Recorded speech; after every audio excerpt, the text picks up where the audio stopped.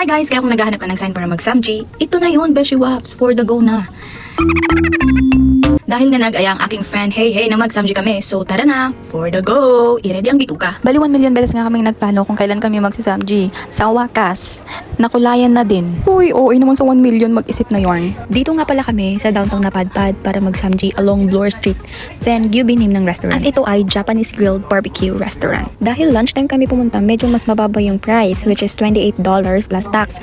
Tapos, pag dinner time naman, $40 plus tax. Kung nagtataka kayo bakit magkaiba ang price pag lunch and dinner time, magkaiba din kasi ang menu at mas marami pag dinner. Bali nung asa Pinas pa ako, favorite bonding namin magpipinsan ay magsamji talaga. Ewan ko ba, adik na adik ang aking mga pinsan sa grilled barbecue na yun. Kaya nung time na yan, lahat ng kinain namin sinend ko sa GC namin para magpainggit dahil nga alam kong lista nilang magsamji na kasama ang ate nilang ito, charing. So, dito, sa grilled na ito, meron kang 2 hours para pasabugin yung chan mote na mabusog. Super sulit kasi meron din silang unlimited na takoyaki at bibimbap. Legit. Period. Hindi nasira ang diet ng abab na ito.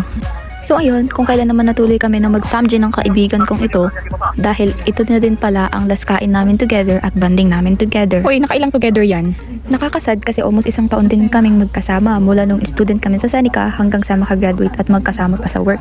Pero happy at the same time kasi alam ko na mas magkakaroon siya ng peace of mind at magiging mas masaya siya sa Pinas. Yes, tama po ang narinig nyo. Uuwi na siya ng Pinas. Ganun talaga, meron tayong kanya-kanyang timeline sa buhay. Pero matibay kasing iabab na ito.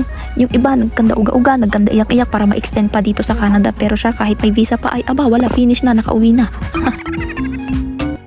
Pero kahit ganun, I'm so blessed to have her in my life kasi I remember I prayed to God na bigyan niya ako ng makakasama hanggang maka-adjust ako dito sa Canada. Hanggang sa, ayun nga, sabi niya sa letter niya na iniwan niya sa akin na pwede na niya akong iwan kasi strong na daw ako. Siyempre, so far iyak ako nun, no? Ayun lang guys, bye-bye!